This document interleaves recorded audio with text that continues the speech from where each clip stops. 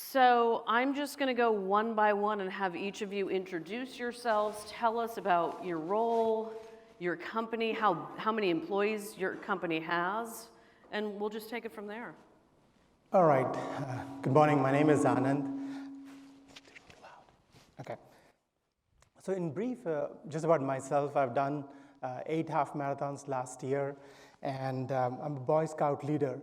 I've lived and worked in 5 different countries.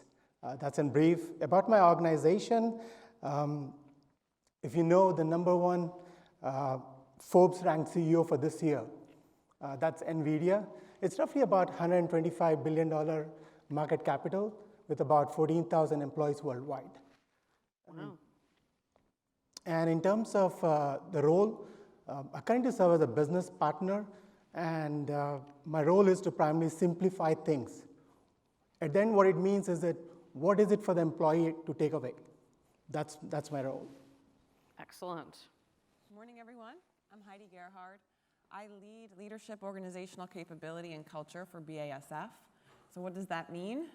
That includes all of our leadership development programs, our high potential talent pools, and our talent strategy tools and enablers for organizational effectiveness, change management, and culture. For those of you not familiar with BASF, we're a 153-year-old chemical manufacturer headquartered out of Germany, about 70 billion in revenue annually. We have 120,000 employees worldwide and about 20,000 in North America.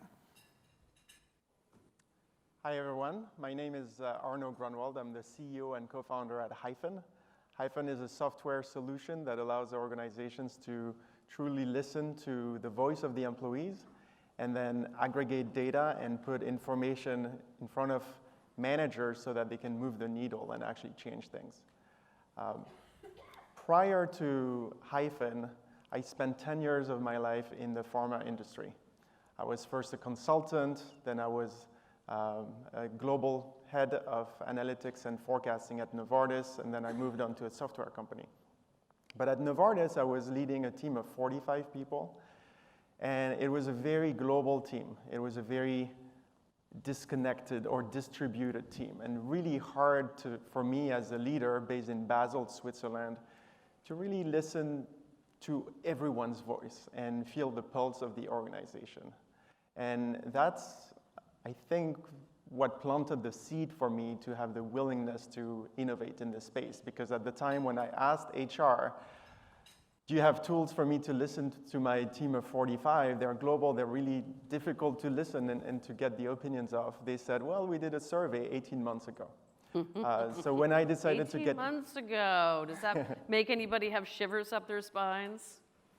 Yeah, so when I decided to get my entrepreneurial fix, that's the topic that I chose, and I'm really happy that I did.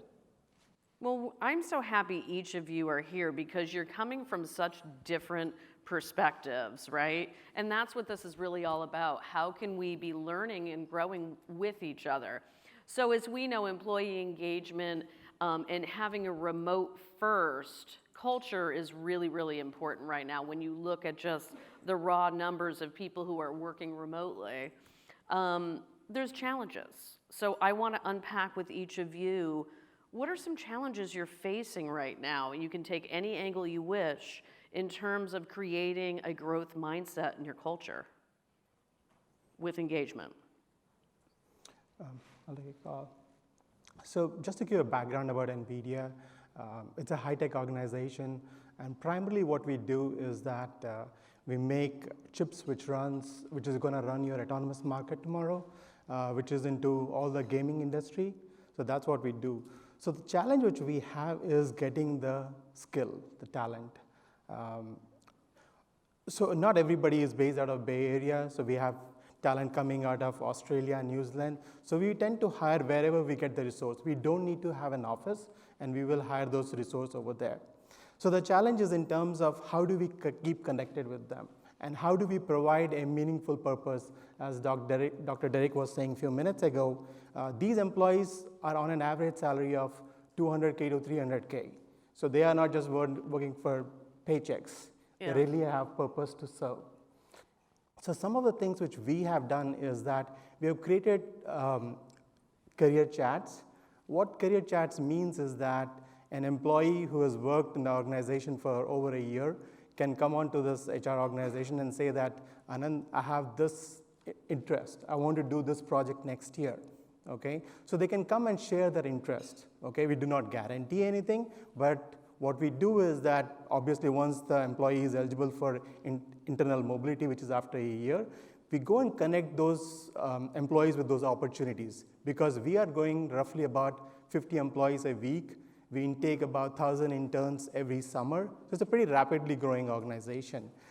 So these are some of the things which we are doing, career chats. The second one which we are doing is career leveling. For example, we had this smart PhD, from Berkeley or Stanford. He comes on over and comes into the organization, and we say that, okay, here's your job description.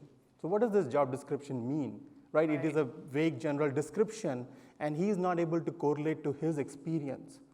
So what we are doing is that we are simplifying enough to make it fit to the purpose. Okay, if I'm a system software engineer and these are the 5 things which is expected of me at each level, at individual level IC 3, 4, 5, we're able to distinguish down to that level. Isn't that fascinating? Does anybody in the audience have any questions right now for Anand? Anybody have any burning questions? Certainly just keep thinking, because we'll be wanting to hear from you. Heidi, what are you experiencing right now in terms of challenges? So in terms of our challenges ahead, we are going through a massive org transformation, as I'm sure many of you are as well. And being a 153-year-old organization, we have very deep roots. There's a lot of legacy, and it's a paternalistic culture.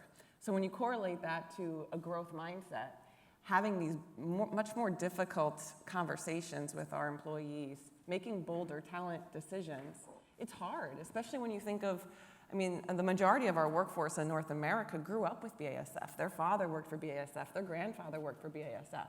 So we're at this crux of the organization where we need to really focus on the transparency around our why, making sure our employees understand the trajectory we're going to, and build that confidence that we may have to have some difficult conversations. We may need to be bolder in our talent decisions. Some people may get hurt along the way, but at the end of the day, they know why, and they are supportive of our mission as an organization, and we treat them with respect and humility. So we've put in place a number of engagement drivers and actions and initiatives to further that end, which I can share in a little bit. Well, and thank you for your transparency, saying that people are going to get hurt along the way, but at least we're communicating it. Right. And I think the communication is so often that missing feedback loop that employees so desire and they're hungry for. So interesting. How about yourself? I'm glad you mentioned taking action, because that's where we see most of our customers struggle. If you think about our world of employee listening, it's gone through a lot of changes over the past 2 decades, right? 2 decades ago, we were doing pen and paper surveys. And then 5 years later, we were asking a consultant to take care of that. Maybe it was semi-digital, and you would get a PDF report that would kind of collect dust on someone's desk. And then 5 years later, you were doing a completely digital survey with the results being available on a semi-modern platform to the HR team. And the HR team very often would be the bottleneck, because there were so many things to look at. And now we are at a phase that is extremely exciting, where the data is being democratized even down to the frontline managers, where you have completely digital surveys, real-time data, and the data can be shared to the frontline managers so that they can own it. Where our customers are feeling some friction now is, how do we help frontline managers transform these insights, these data, into action? And how do we help them move the needle so that we can measure again? Because after all, we're not listening to employees. We're not establishing this two-way dialogue just for fun's sake. Right. We want to make better business. We want to improve business results. We want to move the needle. And so that's really, it's so exciting. We went such a long way, and now we have one last step kind of thing, where it's really about what Ben was talking about yesterday. we're data-driven, we're people-oriented. How do we take all that data that we have, all these gold nuggets of information about our people that we get from the people voice, and turn that into action and tangible results for the organization? And that's when we're going to get an ROI. I know that very often in HR tech in general, we struggle to demonstrate the ROI. The ROI is only if you can close that loop. Right. And are you finding a difference between size of organization when it comes to this feedback loop at all, or can you speak to that? Well, it's more to do with implementation. At Hyphen, we have customers, 100 employees and above, up to 50,000 employees. So really, size doesn't matter, and you need to start listening to your employees very early. Our organization has 28 people. I need to listen to my employees. There's never a point where you shouldn't be listening. It's more in terms of implementation and the difficulty in establishing this feedback loop. So we're talking about remote employees, but remote is just an exacerbation of highly distributed organization, right? We work with restaurant chains that have very small teams, but they have maybe 500 locations. So how you cannot give a hug to everyone, Right. all these locations and create trust. How do we establish that trust? So technology is really helping. In restaurant organizations, people don't have an email address, right? So we're working with platforms like Beekeeper. We are working with SMS to integrate with these platforms that help communicate with employees and then collect that feedback. And it's kind of the first time in history that blue-collar workers and remote workers are being listened to and can be really Absolutely. I mean, considered. Speaking of remote workers, how many of you in the audience are working remotely right now? Let's see a show of hands. Wow. Okay, a good amount of you, right? So remote work is reality. A Gallup poll recently found that remote workers, and I don't know if we're going to be surprised by this or not, are far more likely to be engaged if they're working from home 2 or 3 days a week and kind of mixing it up. So I think that has some implications when we talk about employee engagement and building culture. How scalable is that when you talk about remote work? So talk to me about your experience with remote workers and either internally in your culture or with what you're doing at the company. Right. I think it goes back to being in technology organization. It's all about supply and demand. We did not have enough talent in Bay Area to hire or across the US. So if required, we have to go to, Siberia. We have to go to Russia. Or Did I just hear Siberia? Yeah, we do. Wow, talk about creativity, huh? Poland, Okay. So the massive scandal of data centers in Poland, which you can recognize. So it's all about wherever you have talent, and we just go and hire those people. For example, as I was referring to the data scientists and getting them in New Zealand, right? So I don't think we have any office, or we don't need to have an office. It's Right. only a sales organization where probably we need a sales entity. But in terms of our remote workers, they can pretty much work from their bedrooms in their pajamas and just be And just be on contributing to work. camera? Do we do any Skyping or any video or anything? Absolutely. Because it's fun to do that, right? I mean, how many of us, if you're working from home, how many of you are wearing your pajamas during the work week? Show of hands, don't be shy. Oops. Don't be shy. Okay. See? How about you, Heidi? For me, so we're probably not as far along on the remote first organization.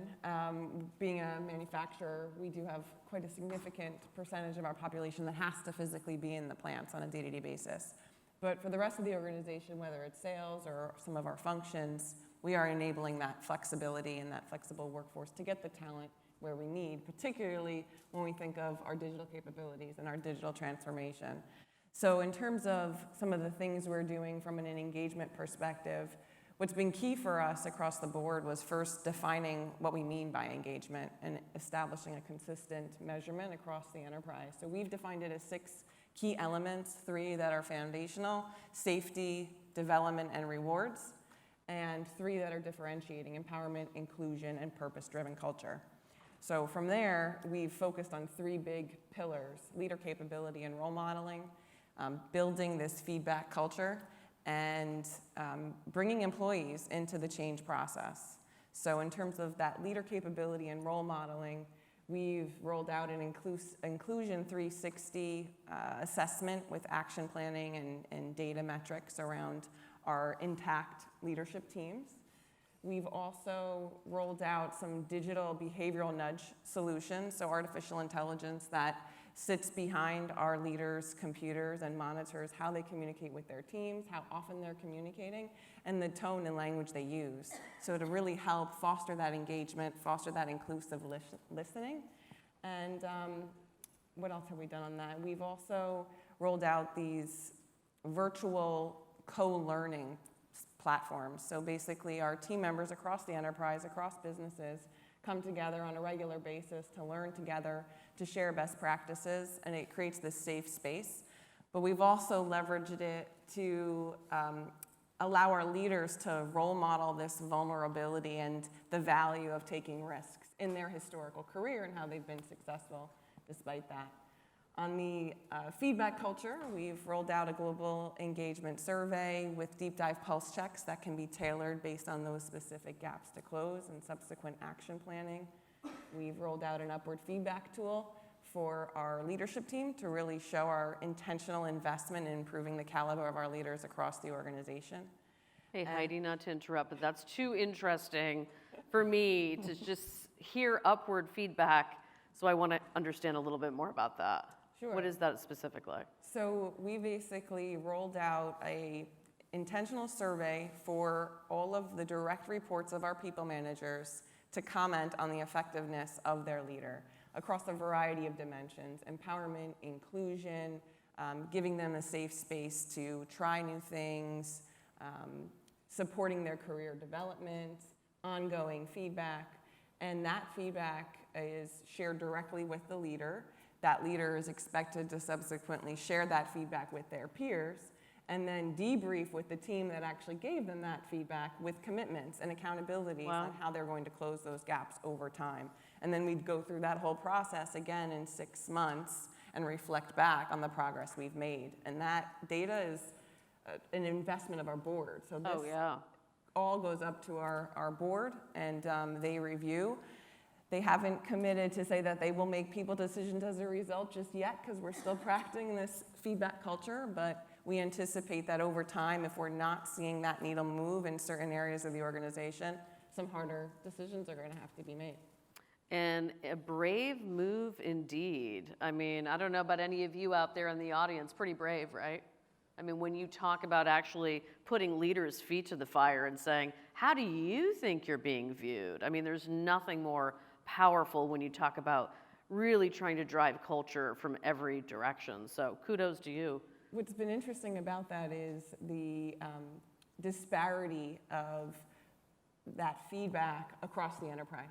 Right. So in the US, we are much more bold in what we share, whereas Asia Pac was everything's great, everything's perfect. Right. So it's going to be, moving the needle over time. Yep. But we're excited that we actually have that platform and the visibility across the enterprise to showcase that. And obviously platforms are only as good as ... the people who use them, right? So how often are we stuck with HR technologies where we're like, how are we even, it's great and it's fancy, but it's not baked into our culture. And so if you have technology that's not speaking to your culture, you have some work to do. So I'm sure a lot of you can relate. Yes, question. We piloted it for our most senior level executives, so the presidents of each of our business units in each of the regions, and then we've cascaded that down to all people managers. So we started at the top, went through the process, and then we replicated it with lessons learned. Within a year, 12 months. Yes, question.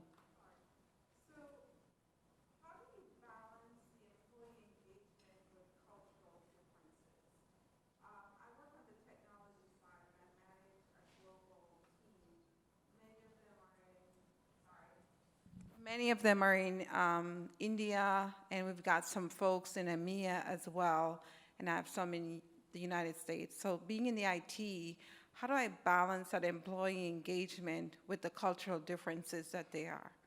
And I'm really raising it to Heidi, especially for what you just talked about. Sure. Yeah, that's a great question. And it's a challenge that we're seeing more and more at BASF with our restructure. So we've moved from more of a regional operating model to a global operating model, and so our teams are much more dispersed, and our leaders are trying to navigate that minefield of how do I manage all of these different team members from different locations, different cultures, and different functional areas as well. And so what we've done is we've deployed some cultural sensitivity training and emotional intelligence assessments for our people managers to help not only provide them the insight on how to manage this team, but also reflect back on their own capability and give them some tools to close those gaps over time. But it goes back to building this feedback culture, building the conversational toolkit for our leaders to engage their employees where they're at, and just understand the preferred ways of working, different styles, the interpretation of comments, and how they kind of internalize feedback from their own cultural lens. I think it's very important to start with the very basic things, which are respecting the diversity. So things as simple as you're going to ask questions to your employees, ask them in their native language, of course, right? And even if it's not their native language, or for instance, we work with a tech area company in the US where they have a lot of Latino population, and they give the choice to employees to answer in Spanish or in English. So you never know what is their favorite thing. Then we do have customers that have very global teams. It is extremely important to look at the data separately because if you look at an aggregate, maybe you're sort of mixing apples and oranges, for lack of better metaphor, and to have local benchmarks, right? So you can't have just one global benchmark and apply it to every single country. It would be unfair, and you would be completely missing the mark. But if you have benchmarks for Asia Pac and even India specific and China specific and Europe specific and US specific, that's where you can do a better job understanding the difference versus the average. How's everybody doing out there in the audience? Are questions coming up? Anything bubbling up for any of you? I mean, certainly I think the idea of, it's something I want to kind of dive into further now with each of you, leadership buy-in. How important is leadership buy-in for each of you out here in the audience? And where does culture begin? Does it begin with leaders? Does it begin with employees? So the panel and I had some wine last evening, and we were chatting, and we said, we want to ask some questions of you, the audience. Where does anyone here, and please just chime in, is leadership buy-in difficult for you? And can anyone share any case studies or something in your world that's happening where you're having difficulty getting leadership buy-in? Yes.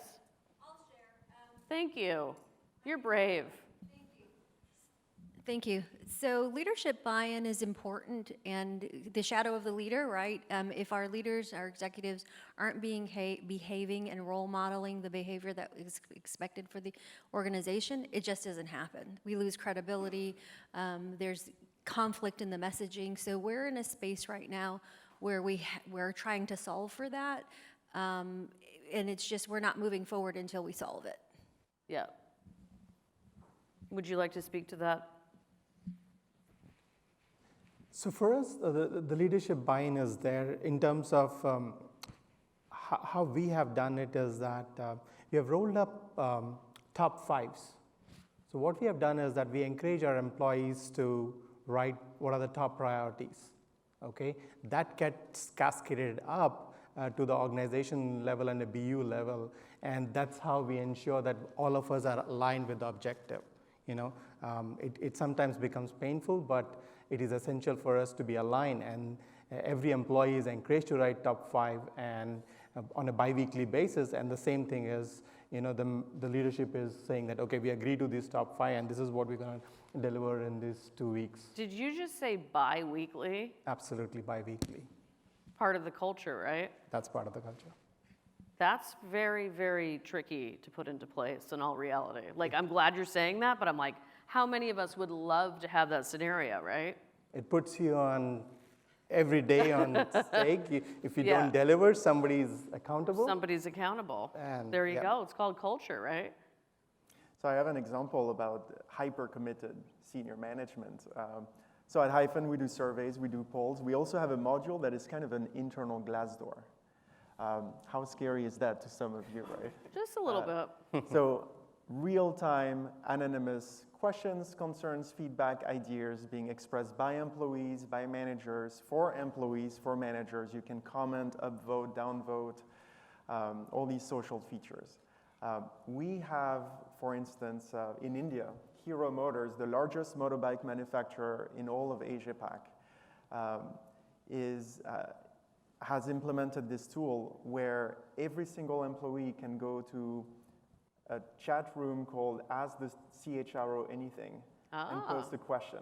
Okay. And whether it is the CHRO or the CHRO's office, this organization has committed to providing not truly real-time, but continuous back and forth dialogue between frontline employees and very senior management. And it's enlightening how engaged the workforce is and how policies are being rolled out in a much quicker fashion. Yeah. So for instance, there was a work from home policy that was way overdue because of pollution in Delhi.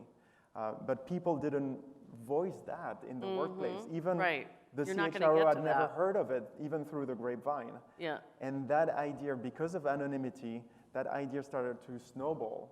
And the CHRO drafted a policy in a matter of a few days. In a few weeks, the policy was put in place. And so the power of the voice of the employees, employee feedback, two-way dialogue, and that can lead to amazing results.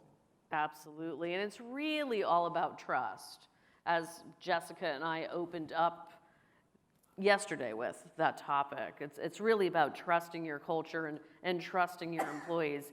Any questions for us? We're about to wrap up, but you've been a great audience, and we've got much more to come. So if there's no other questions, we're all set. Thank you, my talented panel, for being here with us. Thank you.